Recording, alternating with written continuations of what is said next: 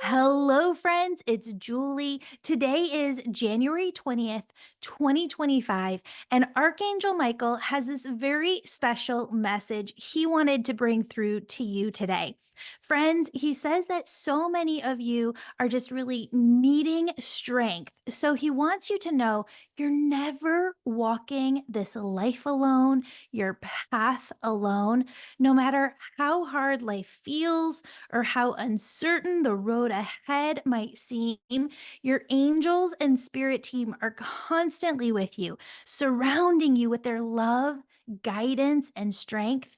And every moment you've struggled, or every time you felt unsure or overwhelmed, especially lately, your angels want you to know that they've been with you, with your loved ones on the other side, gently nudging you forward and helping you come into your power. It's a different, deeper layer of your soul self. Archangel Michael says you are so resilient, and that resilience doesn't come from being perfect, knowing it all, having all of the answers. No, no, no, friend. It comes from your soul's strength, from that connection to all that is oneness, God, universe, source. And you are so supported by your heavenly team. They see the beauty in you, even when you can't see it yourself. They know how hard you're trying, even when you feel like you're not doing enough. They're here to help you lift all of this heaviness that you've been carrying, to help you release those thoughts and feelings weighing on your heart, and to show you that you are so capable of so much more than you believe right now. So, if you've been feeling tested lately, know that it's not a reflection of failure or, of where your future is headed. Friends, your angels are guiding you through these moments to help you grow into this beautiful vision of yourself that you were always meant to be. They're here showing you how to lean into their support. Trust that you're being led, even when you cannot see the whole plan.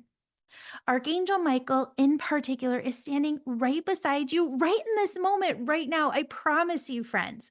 He is your protector. He's a protector of your soul. He shields you from the heaviness of fear, of doubt. And he reminds you that resilience doesn't mean powering through or pretending everything is just fine. It's really about trusting your angels to hold you steady when life feels like it's too much, knowing you don't have to do it all on your own. Your spirit team is inviting you to imagine releasing all that is no longer serving you. Picture yourself. I want you to do this right here, right now. Michael says, picture yourself handing over every fear, every doubt, every worry to Him. Feel the relief of knowing it's not your job to carry all of these things anymore. Your angels want to take these from you, freeing you to focus on what fills your soul with peace, joy, love, ease, bliss, grace. This week, as you listen to the Angels and Awakening podcast, and as you move through the energy of this week, notice the subtle ways your angels are speaking to you. They might be sending you a feeling of calm when you're feeling stressed. They might send you a feather or a meaningful number, even a gentle thought that reminds you, hey, just take a deep breath. Your spirit team is constantly working to show you that they're here, they're holding you, they're helping you move forward. Friend, you are so deeply loved, more than words can express. Your angels see your potential, your courage, the beauty of your soul. They're walking with you, they're cheering you on every step of the way. And they want you to know this: you are capable of incredible things. I want you to repeat that to yourself, and I want you to say it to yourself right here, right now. I am capable of incredible things, no matter what you face. Your angels believe in you, and they're helping you believe in yourself. Friends, I just want to remind you that my all new angel membership with all new content begins February 1st.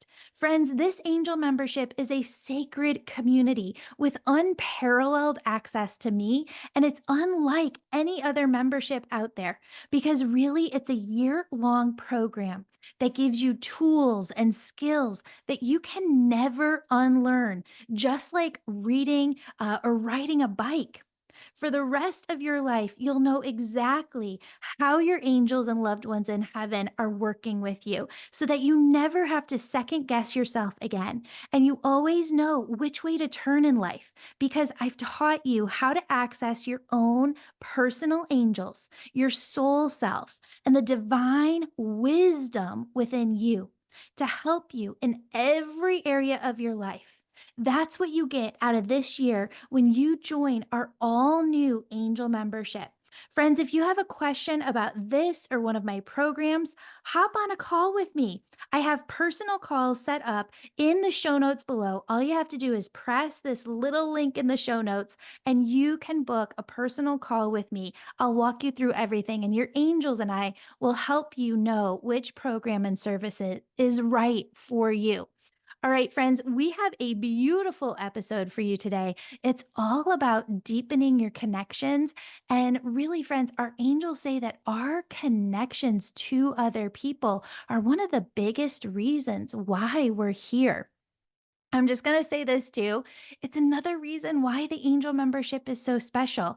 I cannot tell you how many people, over 100, that I have heard say to me, Julie, I don't have anybody else to talk to about this in my life. Angels, loved ones on the other side, my spirituality. I don't have anyone else to talk to about it. And friends, we have so much community. I have spent the last 5 years studying community, studying how to bring people together, testing different things. And we've got down the magic formula now.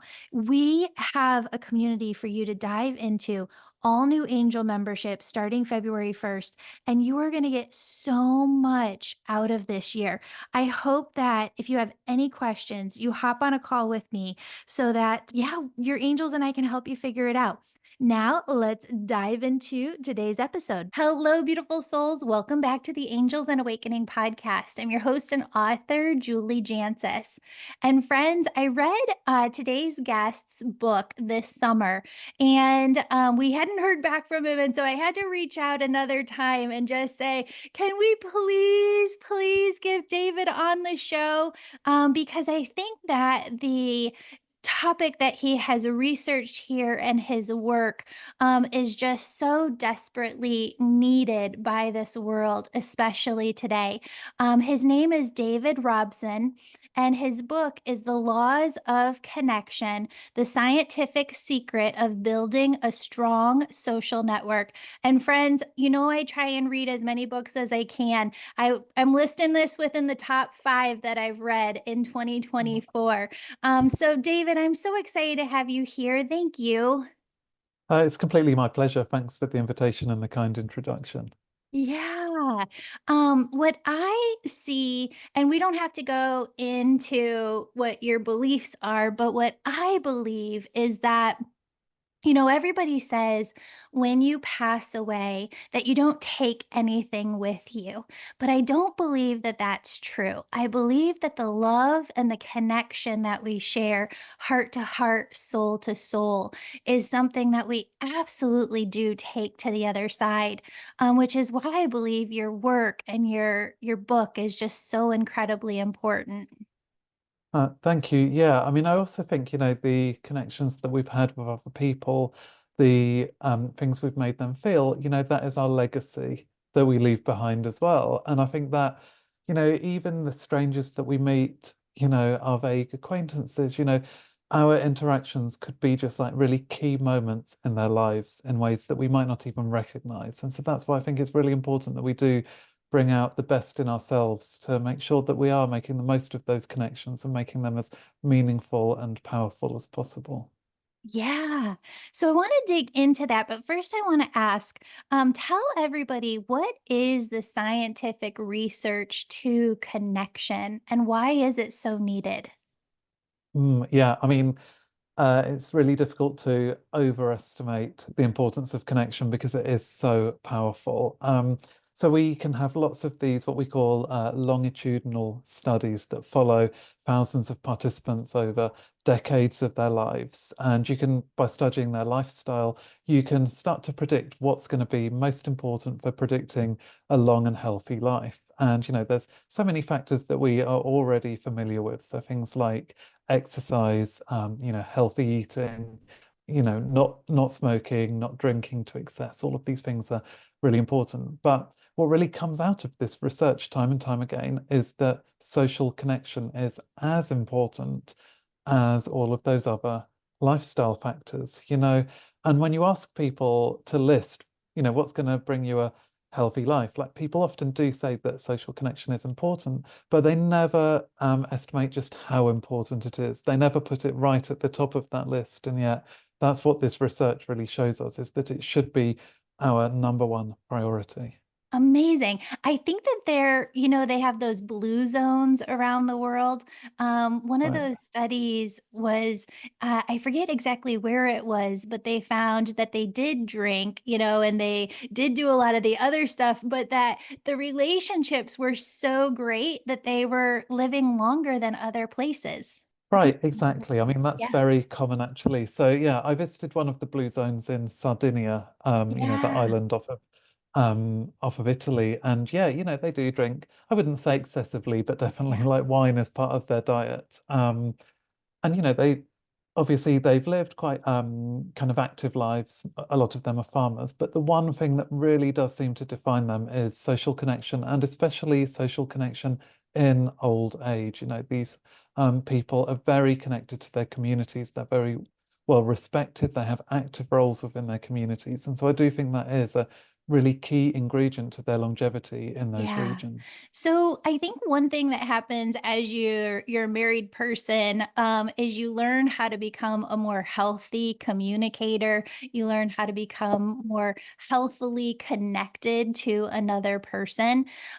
Is there any study or research behind healthy relationships versus just any relationship at all? Yeah, there is. I mean, and actually, this is really crucial. So it's not just the number of relationships that we have, the number of friendships we have, but it's absolutely also the quality of those friendships that's so crucial. And we can divide relationships into three broad groups. So one would be the very aversive people that are just kind of consistently unpleasant. So you don't want them in your life. But, sometimes we might come across them. We might live near someone who's a bit unpleasant or work with someone. But because they're so consistently unpleasant, you can kind of discount them, like to avoid them.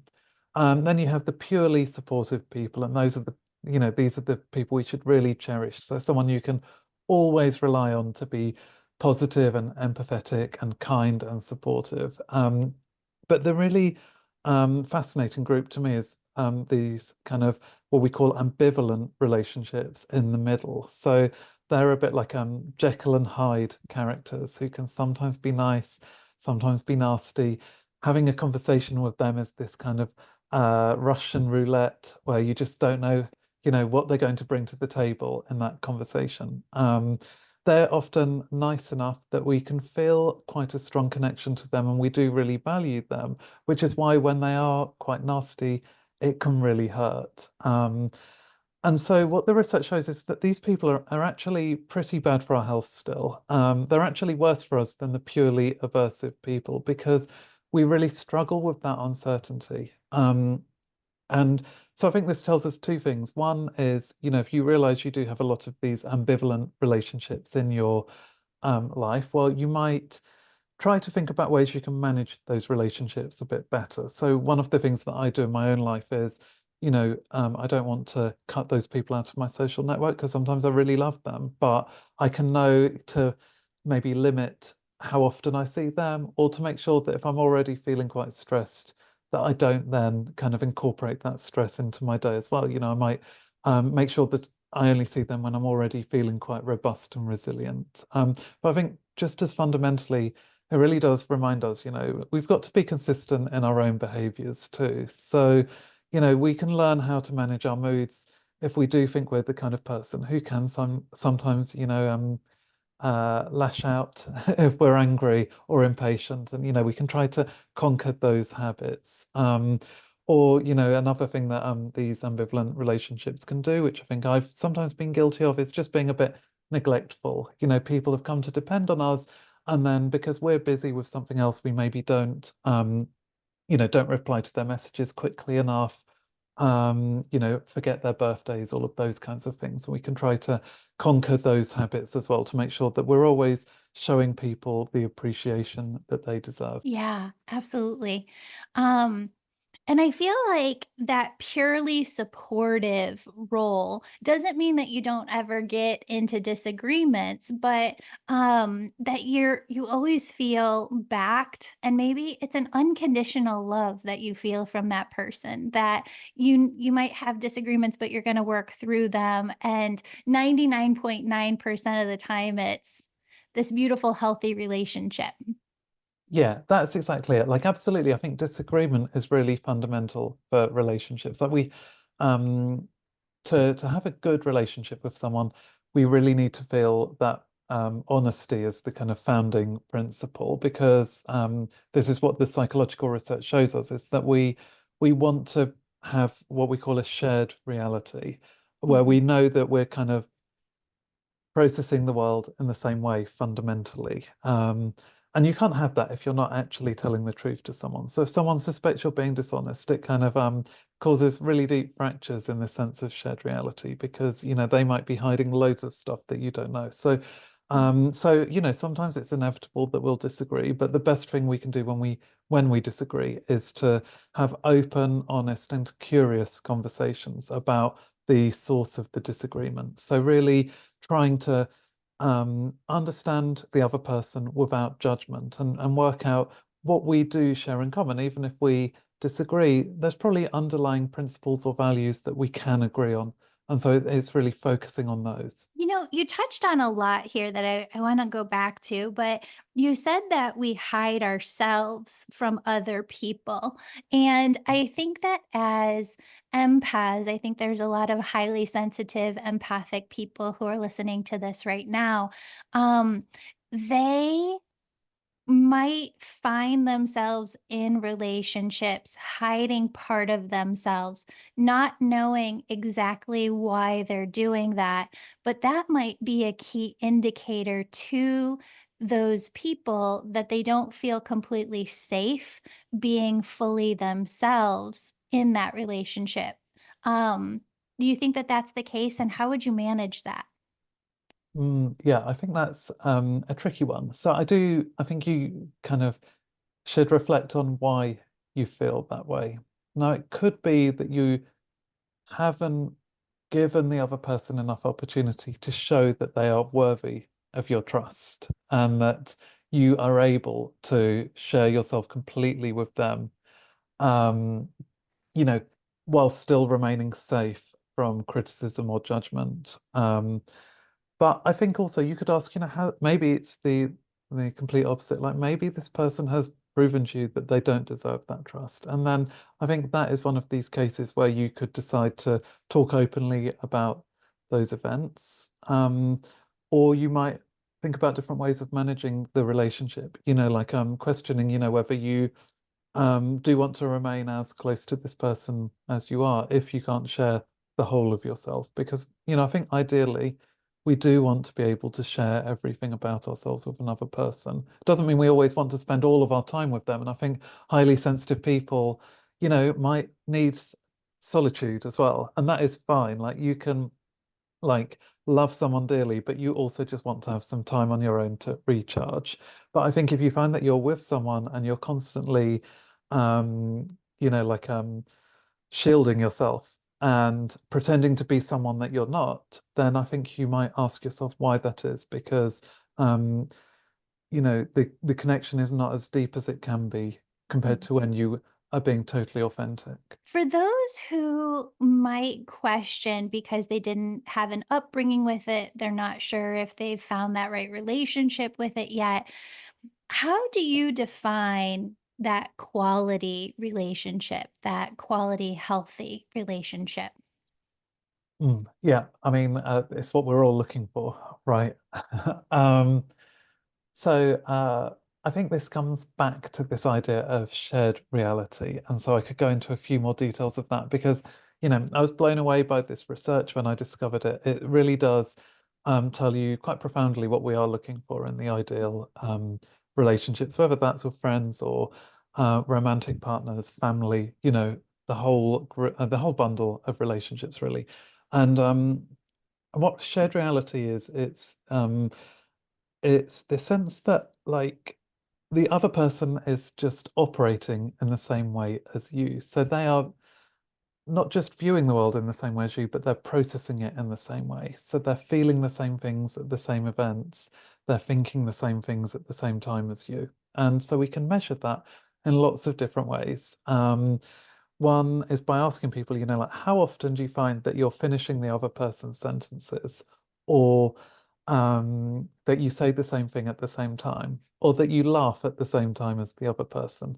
Um, it could be that you both, when listening to the same song, that you both kind of find your eyes filling with tears at exactly the same bar. Now we're never going to find someone who is our identical twin, who is always reacting, you know, across like every event in exactly the same way. But what the research shows very clearly is that the more of those events you have, each one can be quite small, but just the more of them that you have and that you accumulate with your time together, the closer you will feel to that person, the more committed you'll feel to that person, the more you'll trust them, the more you'll be willing to act altruistically towards them. In some ways, when we have that shared reality, it feels like that other person really is a part of ourselves. And so we're much more likely to be generous and kind towards them as well. And so for me, that is what I'm looking for, my friends and my family and what I want to share with my partner is knowing that we do have this kind of bond that means that so many moments of life we've had this sense that we in some way have a merged mind. That's how the researchers themselves describe it. It's like having a merged mind. And you know it's even literal, this metaphor, because you can actually scan people's brains and you find that the more similarities you find in their brain activity when they're watching like a series of YouTube videos, the closer they are. You can predict the nature of the friendship based on the neural activity that you observe, because those similarities are so key for forming that shared reality. Exciting updates on the Angels and Awakening podcast. Hi, beautiful soul. We've got so much happening, and I can't wait to share it with you. First, our all new Angel membership begins this February. Are you ready to deepen your connection with your angels and loved ones, receive their guidance, and manifest the life you've been dreaming of? The Angel membership is back with an incredible new course each month, live events with me each week, and a loving, sacred community of women. Don't wait. Join us and step into your year of miracles. Second is your chance to be featured on the podcast or social media. For a limited time, we're filming a few readings for the podcast. And I've got a special offer in the show notes just for you if you allow your reading to air. Sharing your reading isn't just brave, it's a gift to the world. Hearing others' angelic guidance inspires and uplifts listeners, often helping them receive answers for their own lives. And now you can hear those readings on Thursdays. Third, the Angel Reiki School is back. Enroll and get a special bonus. If you've been feeling called to step into your spiritual gifts, help others heal, and work directly with angelic energy, now is the time. Our next online Angel Reiki School class begins on the first of the month. And when you sign up today, you get a bonus. You'll receive free tuition for our in person training at one of our spring or fall dates. That's right, you can choose from two in person options to take your learning even deeper. Sign up today and you get access today. What's the difference between the membership and the school? The membership is designed to help you build your personal relationship with your angels so you always have access to life guidance from them. The school, on the other hand, is for those who feel called to become healers, certifying you in mediumship, angel messages, and energy healing all at once. These bonuses won't last long. Don't know where to start? Book a call with me personally using the link in the episode show notes, and your angels will help guide you to what's best for you. I'm so excited to work with you. Thank you for supporting me, this podcast. You can learn everything over at theangelmedium.com. Now we're diving back into the show, and at the end, I have an all new healing for you to connect with your angels. A lot of the work that I do is in energy healing too. And I believe that energy kind of is the language of the universe, that you can feel a lot into information from energy. And a lot of times I'll be in session with another person, and as a parent, you're not supposed to love one child more than the other. And I don't think it's a matter of loving one more than the other, but there's just that sense of energy that one child is more like you than the other. And you can feel how much deeper that bond runs between the parent and the child because of that shared reality. Um, and I do wonder how it impacts grief. Like when we lose that person that we've really shared reality with, um, who just gets us, unlike anybody else, is the pain at a different level in grief when we lose Mm. that. Yeah, I'm really glad you brought that up because I really believe it is. So one of the things that that these researchers had found with these studies on shared reality was the fact that being with that person makes events feel more real in some way, like it intensifies events. So you could have, you're eating a meal, and if you're with that other person, it feels more nourishing having that meal. Like the physical sensations of the meal feel more real because you're sharing it with this other person and they're kind of mirroring it back to you, the enjoyment. And so I think if you lose someone who you've spent a lifetime with that person, and you suddenly lose that, it is like you're losing a part of yourself or a part of your mind. And the world, I think, suddenly starts to feel just very kind of grey in comparison compared to how multicolored and vibrant it had been when you had that person beside you to share all of those experiences. And, that in itself is a terrible loss. And then I think we rely on, those special people in our lives almost as a form of memory, to reminisce with them about the things that we'd shared together. And sometimes we almost partition our memories, like we rely on them to remember details that we don't remember Yeah. ourselves. And so when they're gone, you're losing all of that as well. And it really is then like you're losing a part of your mind. And I think that's so devastating. And that's why grief is so difficult to overcome. But I think, one of the things that when people move through grief, that they can start to do is to really cherish what they did have with that person. And they can keep those memories that they do have alive. And that, you know, recognizing how much they'd shaped the way that they experience the world can itself be a beautiful thing. Yeah. Well, and I know that there are some people who are so incredibly blessed to really just have a big family growing up where they feel these deep shared connections with so many people in their family. And they just have very tight families. But there's so many people who don't have that growing up. And I believe that you can come into the family of your own choosing as you become an adult. And I think that that's why it's so important. Spirit always says, and the angels, that when you do lose these closest people to you, that it's really a choice that you're making within to open yourself up to develop new connections to new people and to find the family of your own choosing who's really going to share life with you in this way. Yeah, absolutely. I mean, I'm a really big believer in this idea that we kind of choose our families. It's been very important to me personally in my life, like the friends that I've kind of accumulated over the years who are I can't imagine my life without them. They're so fundamental to it. And like you said, that I didn't come from a big family, but I do feel like now I've achieved those relationships that I kind of craved as a child. Yeah. Yeah. Yeah. Um, was there anything that you had to do in your own life to just kind of open you up to the fact that you can choose it?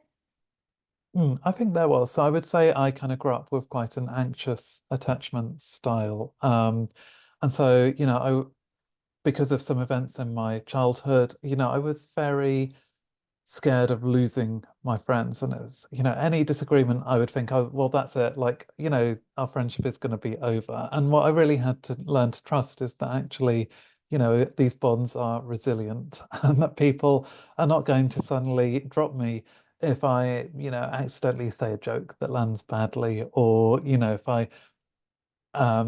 I do make some slip up, like forgetting a birthday, it's terrible, but it's repairable. Like I can Yeah. actually, you know, all of these bonds should be repairable. There are things we can do to reestablish the connection that we've got. Oh, I love that. There's things that we can do to repair and establish the bonds that we've got. I love that. Um, you talk about a word that I'm not exactly sure I know how to pronunciate, but enjoying confelicity.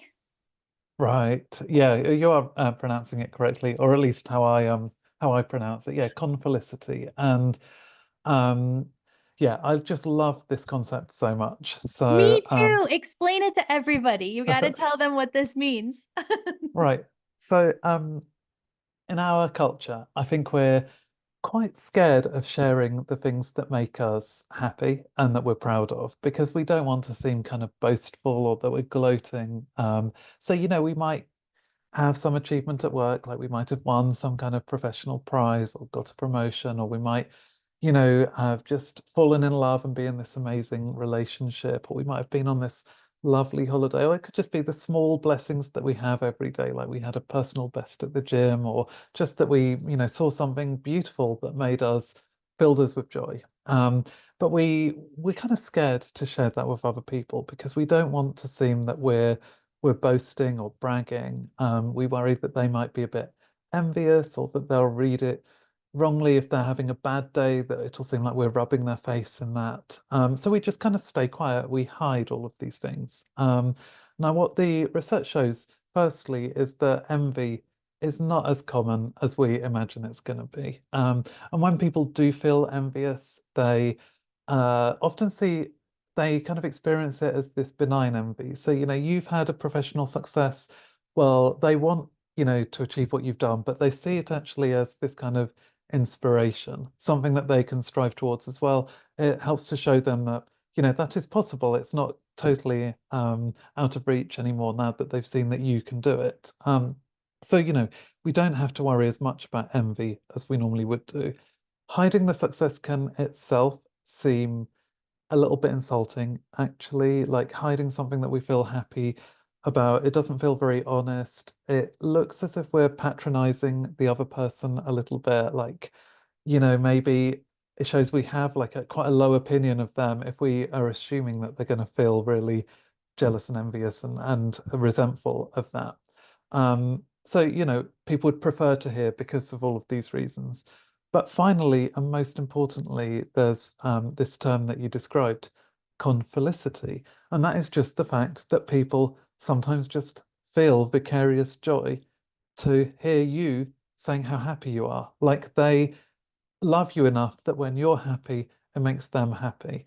And actually, that process of experiencing confelicity together is really important in establishing and strengthening our relationships because it really is another way of affirming this shared reality that I've spoken about, the fact that you can both be happy about the same thing. And it just, I think, shows how much trust and love that you have in that relationship that you can feel happy together, even if the other person isn't directly benefiting from the thing that brought you joy. I think you might be on mute. Oh, sorry about that. I said, yeah, absolutely. And I think it can be little things too. As we're recording this, it's almost Halloween here in the States. And I ordered two Stitch outfits, like onesies for Blake and my husband and I to wear to um a Halloween party, and our dog gets cold in the house right now, so she just snuggled up into one of the costumes, and it was adorable. So I took a picture yesterday and I sent it to my husband, and he goes, "Oh, it's exactly what I needed today. That's so sweet." But I think that so often, we can get into these ruts with one another of just talking negatively or just bringing the vibe down or commiserating with one another over the negatives in life. But I love this idea of confelicity. And I think that it could help so many people just shift their relationships and raise the vibration. And not that we don't talk about honestly, like what's happening if it's something important. And, there's just spaces within life where life isn't always pleasant. But I think that this could bring a lot of just joy, infuse it back into relationships. Yeah, I totally agree. I think, we just want the full spectrum of emotions to be expressed in our relationships. Again, it's like removing that kind of barrier and just showing people, you know, who you are and what you're feeling, whether that is that you've had a really bad day and you want to let off a bit of steam, whether you've had a failure and you want to acknowledge your disappointment, or even your embarrassment, but also not forgetting that, when you're happy, you can share that too, and people will respond with this kind of positive empathy for what Yeah. you're feeling. So, empathy and compassion, the kind of roots of those words, literally like the lexicography is that they do kind of come from shared suffering, but actually, we have the ability to share joy as well. And I think it was Nietzsche had said that, this is what really makes us human, actually, is the fact that we can have so much joy at seeing another person being happy. Oh, I love that.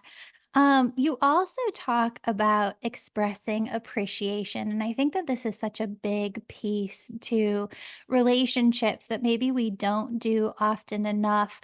And in your book at the very end, you talk about sometimes we feel vulnerable. I think one of the last things that you say in the book is if you haven't tried any of the exercises yet, go tell three people who you really love what you think about them, and you'll just see how much reciprocity there is and just connection that forms. But talk about expressing appreciation and just why it's so needed.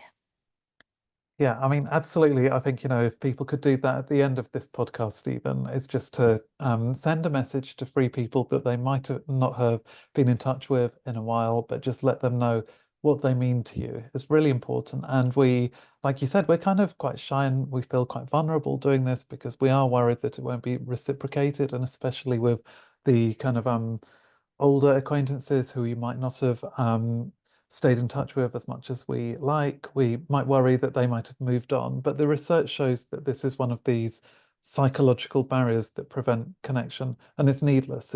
We're needlessly pessimistic because the chances are the other person will really appreciate hearing from you, and they're probably feeling the same way. But yeah, just in general life, even with the people we see every day, we tend to bite back our compliments or our gratitude. And there are various reasons for this. One is that we worry that we're going to sound a little bit clumsy when we express those things. Like we think we might not have the right words, we might seem a little bit ingratiating, or kind of slimy almost with the other person if we do it too much. Another reason is just that we kind of assume that the other person knows how great they are anyway. So we kind of think they don't need me to tell them it. They already know, and they probably already know how I feel. That's the assumption. But they don't, and that's what the research really shows us: is that people just they really enjoy hearing these kind words much more than we predict that they will do. And also, what we underestimate is how good we will feel after having said these things as well. Like it's not awkward to say them, and actually we get a real buzz once we have exchanged those kind words. And actually, we spoke about some of the health benefits that come from social connection.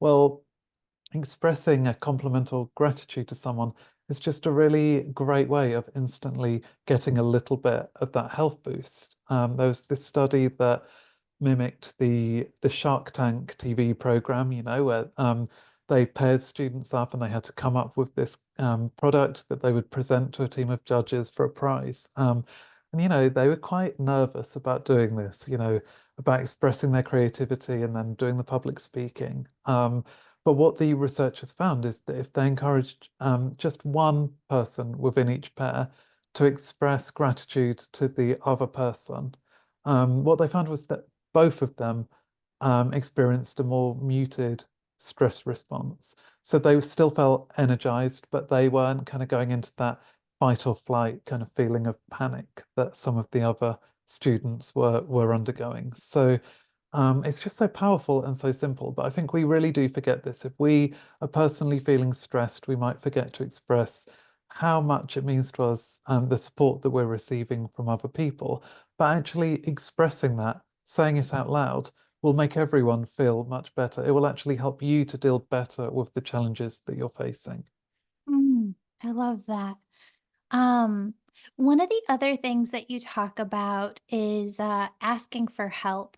And I think that this is something that is not always, or maybe it just wasn't a generational thing for our parents to ask for help. And so I think our generation has had to learn how to do this and is many cases still learning. How can we better ask for help with what it is that we need? And I guess, does it require first and foremost us knowing what we need? Yeah, absolutely. I mean, so this is something that I have, mistakes I've made in the past where I would just assume that, I really want to be independent and I would pride myself on my independence, the fact that I never kind of asked my colleagues for favors or, my friends for favors. I would, if I had a problem, I would solve it myself. And it's kind of all that's doing is piling on the stress onto ourselves when actually there could be someone who is much better equipped to deal with the issue at hand rather than ourselves. And, we should value their advice. Now, what the research shows us, first of all, is that people are much more likely to give us the help that we ask for than we expect. So, in various studies, you know, looking at interactions between people who know each other, but also between complete strangers. It could be asking if you could borrow a stranger's phone because yours has run out of battery, or getting someone to not just give you directions, but to walk you to a particular location. People always overestimate how many people they would have to ask to find one person who would give them that favor. Actually, it's about we overestimate it by about a factor of two. So yeah, it's really quite impressive, this effect size, in psychology. But yeah, we're really pessimistic about people actually offering to help us. And then another thing that we forget, we think we're going to seem like a burden to that person. So even if they do help us, we think they're going to resent it. But the research shows that actually they, a lot of people feel really like flattered to have been asked.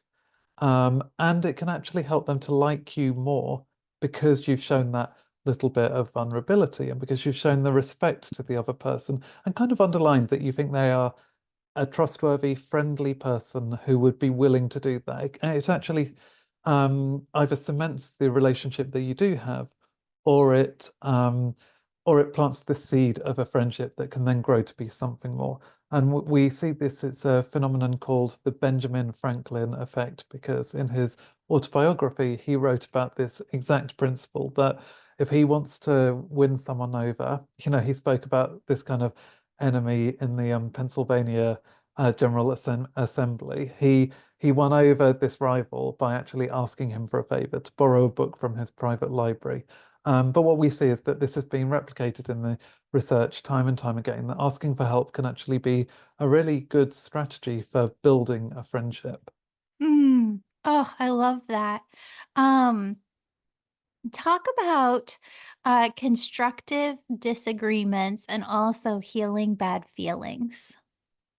Yeah. So, I mean, I think, we spoke a bit about how disagreement is a bit inevitable in any kind of friendship. And I think especially, lately, we do see kind of broadening political divides, or at least we have the perception of that. And some people do report, having lost friendships or cut off ties with their family because of these disagreements. And I think the research shows that actually there are definitely ways that we can avoid those disagreements turning so nasty and becoming such a deep fracture within the bond. And there are kind of four main principles that I speak about to make those conversations better. One is called the Montague Principle, and it's named after an English aristocrat called Lady Mary Wortley Montague. And she said that civility costs nothing and buys everything. And it's such a basic principle, but just if you want to have a constructive conversation and you want the other person to listen to your point of view, be civil to them. The research shows, there's never a benefit to being rude. Like you're not, no matter how strongly you think you're putting across your point of view, you're never going to get someone to actually listen to it or take it on board if you present it in a way that is somehow offensive or insulting to them. The second principle is to express curiosity and just to show that you genuinely want to understand what the other person is thinking and feeling and why they've come to that opinion. Now, what the research shows is that we tend to underestimate how curious the other person is. So you can see in this kind of disagreement, both sides might think, oh, they don't really want to hear what I have to say. They just want to persuade me or they just want an argument. But the research shows that this isn't true, that actually people deep down, they actually do want to come to that understanding. But we have to verbalize that. We have to actually reassure the person that that is the case. So just asking more questions, not leading questions, but framing them in a way that is genuinely curious, that can be very disarming. And what happens is the other person instantly becomes less defensive. And so they will tell us something that we will probably find very illuminating and help us to understand them better. But they will also be more open-minded. As a result of this, they'll be more open-minded to what we have to say as well. So that's very powerful. And Yeah. then finally, just the last two principles very quickly is share your personal experiences because that really matters. Not just presenting the facts or the statistics, but saying, what in your life has made you feel that this is important. And finally, try to frame what you're saying in the kind of language that the other person will understand. So think a little bit about what their kind of core values are.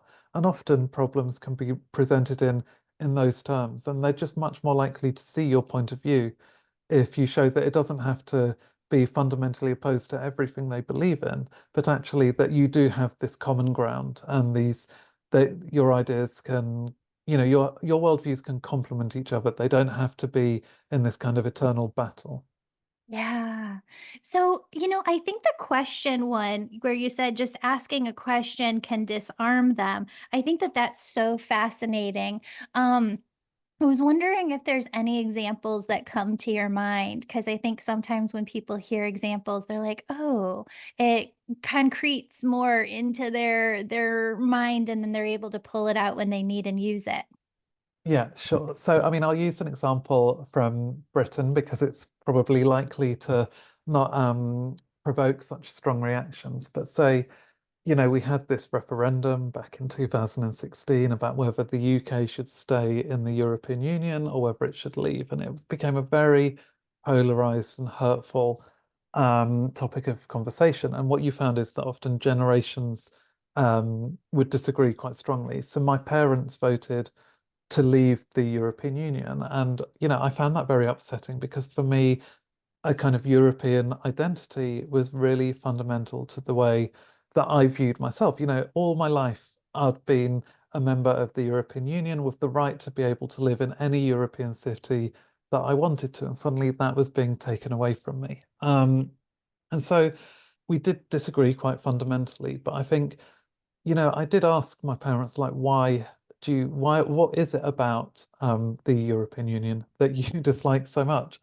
Because they often, like in the media, it was painted as this kind of pure xenophobia that it was like we don't want foreigners in this country. But actually, my dad explained that his working conditions had deteriorated a part because of EU legislation and because for various reasons it had kind of changed things that he had come to expect in his profession. You know, for he was a lorry driver, so a working class profession, but it was things like having the amount of time vacation annual leave that he could take each year, having sick pay, the kind of bonuses that he could accept. You know, he felt like all of these things had been eroded as a consequence of us being in the European Union, and his wages he felt had been kind of deflated because of that over the years. And so, okay, we never came to like a full agreement. Like I would still vote to remain in the EU if there was another referendum. Because, you know, and we can fundamentally disagree. Like, I think still the working conditions would have been worse and are worse now, you know, for various Mhm. reasons outside of it. But I think that this did create more empathy with me. And what it did was it reassured me that, you know, he had these reasons that really mattered to him personally. And I think for him, it really mattered that I took the time to delve into that and that I didn't just kind of have this knee-jerk reaction. So, you know, I think actually because of that conversation, our bond was stronger rather than weaker as a result of this, which is what you want with constructive disagreement, is to feel closer to the person at the end, even if you don't see eye to eye. Absolutely, absolutely, and I could see and feel into what you were saying. I mean, wow, what an ability to help make progress and change within this world if you don't look at everything as just it's right or wrong, this or that, but you start to ask questions. That curiosity digs into maybe what needs to be changed on both sides to find a more balanced middle for everybody. And I could see how much that would work for colleague relationships and partner relationships and relationships with your children. That's beautiful. Thank you so much for sharing all of these tips. One of the things that I just really felt that your book touched on that I really haven't seen anywhere else is just the sacredness of our relationships. And I think so often we do take them for granted. And we just, especially here in the States, just go, go, go, push, push, push. And we don't make time just for that sacredness and just being together. So I just wanted to thank you so much for your work and for bringing people together in this way. I know that you talk about the 13 laws of connection, but I'm just wondering, is there anything that just kind of stands out to you that maybe you want to share with the audience in parting? Yes, yeah. So I think one thing that is so important, and it really did change my life, I think, in the way that I view relationships, and it's a phenomenon called the liking gap. Um, and so this mostly applies to those kind of situations where you've met someone either once or a few times, but you haven't yet established a full friendship. And what the research shows, you know, looking at in various scenarios, is that you can have those interactions and you really like the other person, like they're funny, they're intelligent, you know, they seem kind, they're warm, like you really want to be friends with them, but you start having these doubts. You kind of ruminate on the things that you might have done wrong in the conversation, you know, like you remember that joke that wasn't very funny, or you said something that was a bit clumsy. And so you start to have this assumption that you liked the other person a lot more than the other person liked you. Now, what the research shows is that this is not just you feeling that. Actually, most people are feeling this way. So probably the very person that you were talking to has gone away from the conversation feeling exactly the same way. They think that they liked you more than you liked them. And that's a real barrier that's so needless, I think. It's, we have this liking gap and it can last, the research suggests, for months into an acquaintanceship or a friendship. And it, first of all, I just think it stops us recognizing how how loved we are, how liked we are, how close connection is to us. It's within reach, but we feel that it's not. And I think sometimes it can be a barrier to the kind of behaviors that would actually help us to make more of those interactions. If you are experiencing the liking gap, you might be less likely to suggest to that other person that you do meet up for coffee again, or to call in at your neighbor to say hello or to check in on how they are. So you stay at a distance just because you assume they don't feel the same way about you, but they do. I mean, the chances are that they do. And so I just love that whole principle, and it's made me just a bit braver in all of my interactions to think like, yeah, if I like that person, I'm going to tell them that I like them, and I'm going to suggest that we do meet up, because the worst that will happen is that, they might be a little bit cold to me, but more often than not, it's probably going to lead to some kind of lovely friendship. I love that. And the angels always say that we have to be better receivers of love. And is that how we do it? By just putting ourselves out there, being more vulnerable, talking, making that connection ourselves and making those suggestions? Yeah, I really think it is. It's kind of being a little bit vulnerable, but knowing that actually the chances are that the other person does really like you, and they'll probably like you more for the fact that you were the first person to kind of reach out and to show your vulnerability in that way. Yeah. Oh, I love that. David, thank you so much for writing this book. Your book, the laws of connection are it's just amazing. I want you to tell everybody where they can find you, where they can find your work, and yeah. Cool. Yeah. So my website is davidrobson.me. So you can buy my book, pretty much anywhere that you'd normally buy books. But I do have some links on my webpage to both, Amazon and the big online retailers, but also some ways that you can support independent bookshops as well. And on social media, I'm on X, D_A_Robson, and on Instagram, David A. Robson. And, I really love hearing from listeners and readers and interacting. So please do get in touch. I really appreciate it. Oh, I love it. You're so good at connecting with everybody. Oh my gosh, we need more Davids in this world. Thank you, David. And when you come out with your next book, I hope that you please reach out. We'd love to have you back on the show. Yeah, I would love that. Thanks so much for the great conversation. Of course, by certifying you in mediumship, angel messages, and energy healing. If you're not sure which is right for you, book a free call with me personally using the link in the show notes. I'd love to guide you. All right, friends, take a deep breath. Today, I want you to just tune in to the vast. I mean, it's so expansive when you tune into the energy of Archangel Michael. His energy is protective, uplifting, deeply supportive.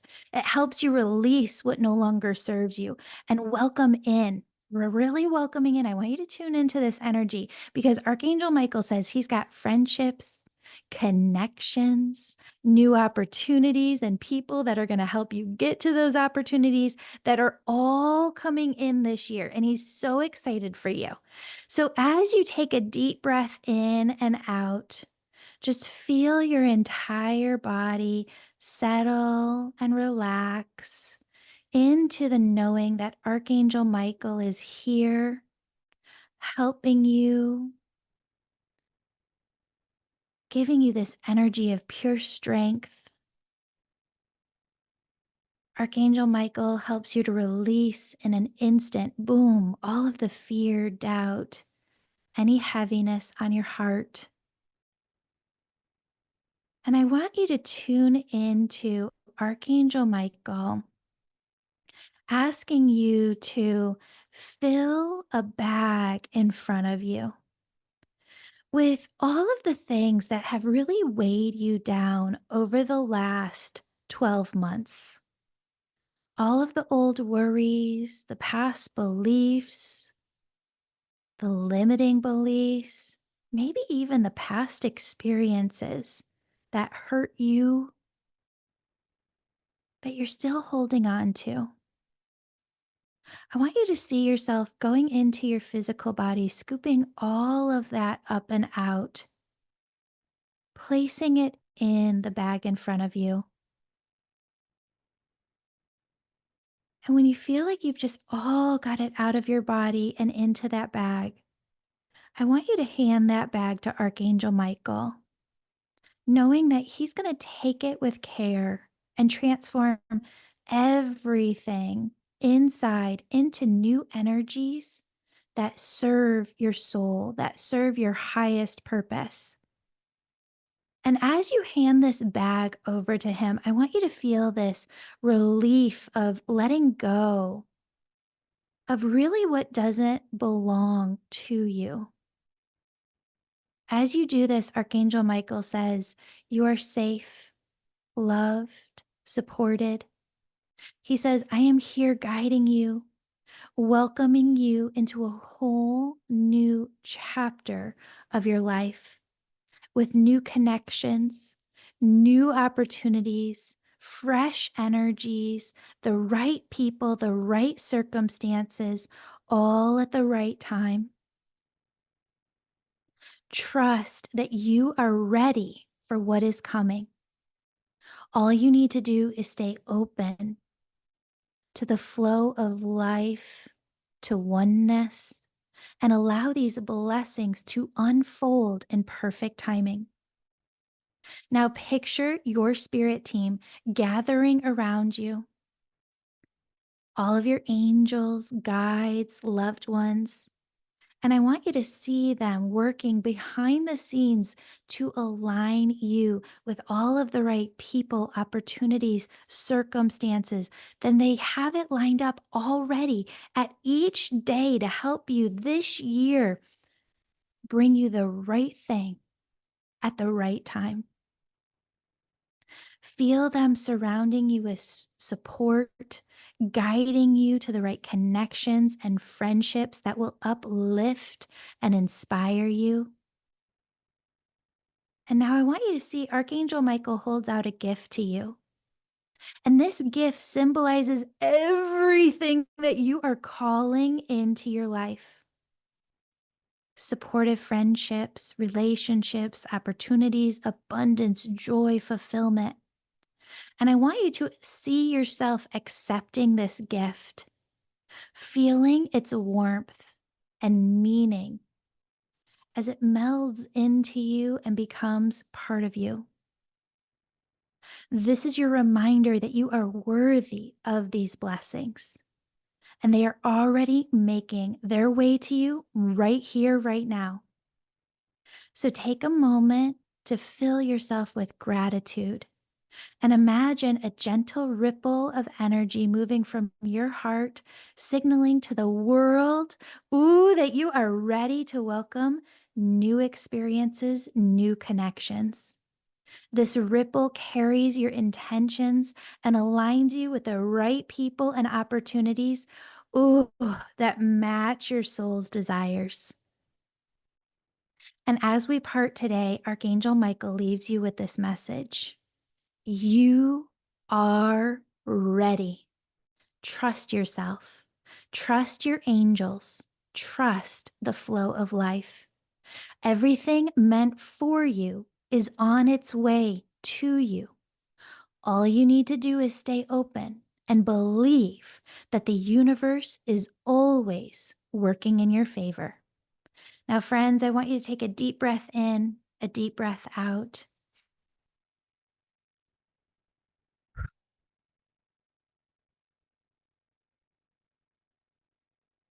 And just feel all. Mm, that we have called in today. Thank you for being here. And congratulations to Kay Cruz. She left this review manifesting. She said, "This podcast hit my heart, manifesting and letting your heart grow." Julie is so sweet to listen to. Thank you. Oh, thank you, Kay Cruz. I've got a free session with your name on it for leaving this 5-star review. If you'd like to be entered to win next month, all you have to do is leave a 5-star review on Apple or Spotify. And don't forget to follow me on Instagram and join my email list at theangelmedium.com for sneak peeks, bonus healings, behind the scenes content, and so many exciting announcements that are coming this year. I love you so much, friends. Have a beautiful, beautiful, blessed day. And we will see you here